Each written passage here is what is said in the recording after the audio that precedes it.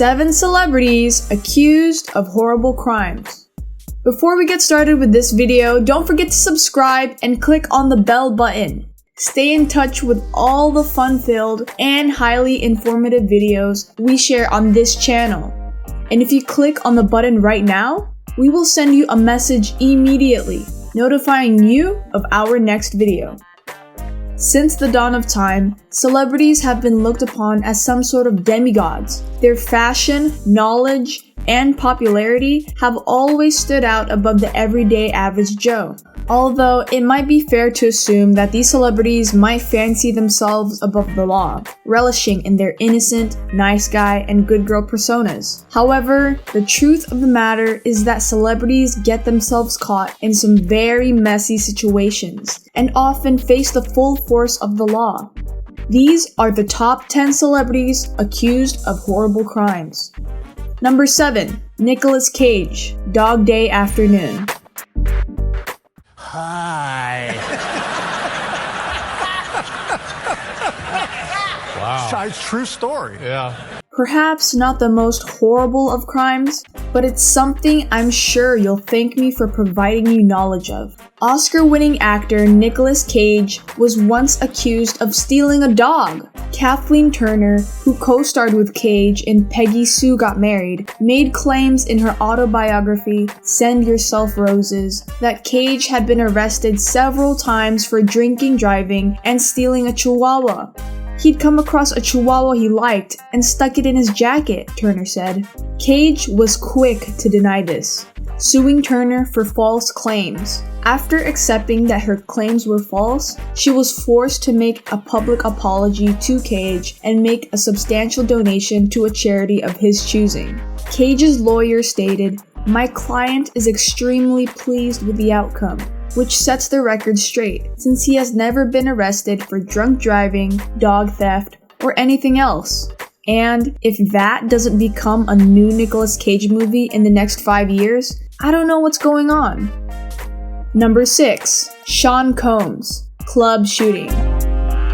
You're number 1 on Forbes' highest earning hip-hop list. Yes. You're number 1. Yes. Rapper Sean Puff Daddy Combs was famously involved in what was dubbed as Jennifer Lopez's Night in Hell. On December 28, 1999, then couple Sean Combs and Jennifer Lopez were at a nightclub in Midtown, New York, celebrating the release of rapper Shine's new album. After I'm sure what was a magical evening, Combs, perhaps after a few too many bottles of Prosecco, got a bit careless and managed to accidentally knock a drink onto a patron. This led to a heated exchange, with the customer being quite vocal about Combs' wealth and began taunting him about it. Shine allegedly then opened fire. By the end of it, 3 people were injured, including a woman who had been shot in the face. Witnesses said that they saw Combs pulling out a gun and fire. You will hear that Mr. Combs fired a gun. The witness will say Sean Combs fired a gun. It is impossible to say who fired first, but looking at the ballistic evidence, you will hear that Mr. Barrow fired 3 times and Mr. Combs once, the prosecutor said.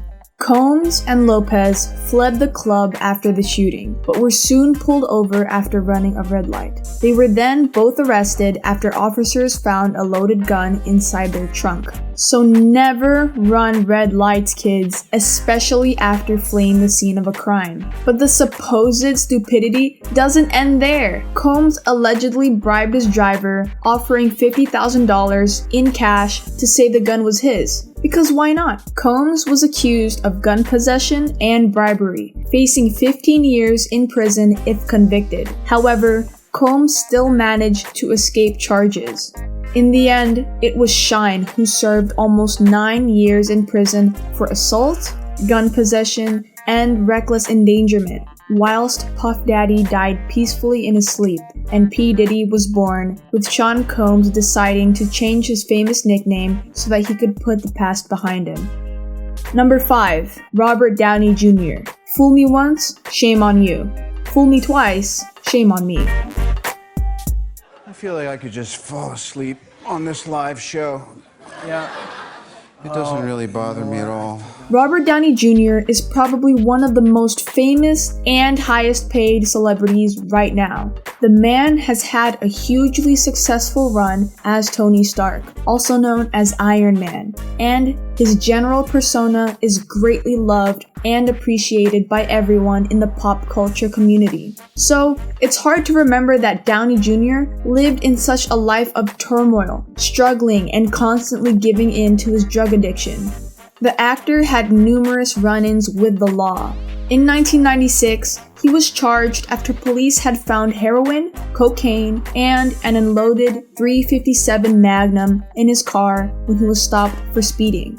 On another occasion, he was found passed out in his neighbor's 11-year-old son's bed, and after escaping from rehab twice, the judge showed him no sympathy. He was sentenced to 3 years in jail in 1999, although he only served 1 year.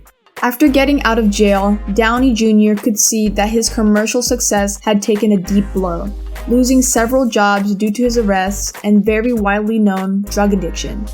Downey checked himself into rehab in the early 2000s and finally got himself clean, being sober ever since 2003, and now he makes more money than any of us do. Number 4. Tim Allen, Let It Snow. Like 71. That's it. General Motors will no longer make any more convertibles. And I hope Cell Animation. Imagine a world where Tim Allen was a badass, bone-breaking drug trafficker. Now, what if I told you that we were already living in it? Insanely enough, Tim Allen once faced life in imprisonment in 1978 after he was arrested in the Kalamazoo Battle Creek International Airport for being caught with more than 650 grams of cocaine. No wonder that man did so many Santa Claus movies. Claims state that Allen was set up by an undercover cop who had been following Allen for months. Allen had chosen the airport location, putting a bag of cocaine in a locker and handing the key to the undercover officer. The officer had opened the locker to see the cocaine, and Tim Allen was swarmed. Allen pleaded guilty and was cut a deal, providing the names of other dealers in exchange for a lighter sentence. He was taken to a federal court instead of a state court, allowing his life in prison sentencing to be ignored. Allen's information helped authorities indict 20 people in the drug trade and helped convict 4 major drug dealers. Allen ended up facing 3 to 7 years in prison, but only served 2 years and 4 months. So the next time you let your kids watch Toy Story, remember that Buzz Lightyear is a convicted drug dealer. Number 3. Snoop Dogg, M for Murder. It's the one and only Eagle Double G. Snoop Dogg is a much beloved figure in the entertainment industry. His music is cool, his image is cool, and he's defiantly the type of guy you'd want to light one up with. But the rapper does always bring his fair share of controversy, and probably his most significant spotlight of negative press was involvement in first-degree murder. In November 1995, testimony began to try Snoop Dogg and his bodyguard McKinley Lee for the murder of gang member Philip Waldemariam. In August 1993, Snoop Dogg and Lee had had an altercation with Waldemariam, leading to Lee shooting Waldemariam in the side and buttocks, causing Waldemariam to succumb and die to his injuries. The trial was messy, with 2 key witnesses, friends of Waldemariam, lying to the police initially, claiming that Waldemariam had been unarmed at the time of the shooting, when really he had a gun stashed in his jeans. The 2 witnesses eventually admitted to disposing the weapon after the crime, after inadvertently destroying several key items at the scene of the crime, including the victim's clothing, a bullet, and the shell casing. Snoop Dogg and McKinley Lee claimed they had acted in self-defense, as Waldemariam had reached for his weapon before Lee fired on him. The jury delivered a verdict of not guilty for first and second-degree murder and conspiracy to commit assault. This story only served to expand the popularity and persona of Snoop Dogg, who still has a very flourishing career. Number 2. Matthew Broderick, manslaughter.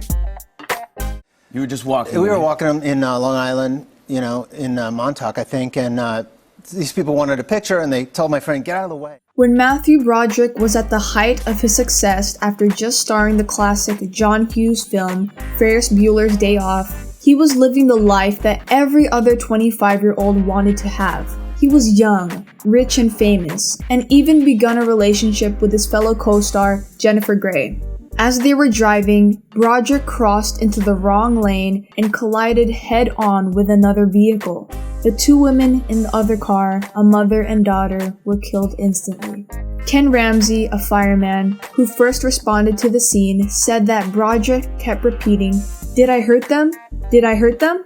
Grey only received minor injuries, whilst Broderick suffered from a broken leg.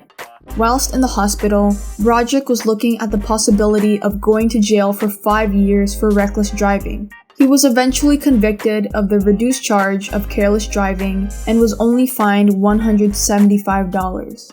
The family reportedly stating that this was a travesty of justice. Since this time, it was reported in 2002 that Broderick had reached out to the family, wanting to meet them in person. The family reported looking forward to the meeting, insisting that there were no bad feelings. Number 1. Mark Wahlberg, 16 Candles. I think it'd be smart to be partners with you in anything. Oh, that's true. That's true.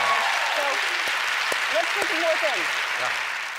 Normally, you wouldn't think a guy with a group called Marky Mark and the Funky Bunch wouldn't have a very dark past, but there have been stranger things on this list today.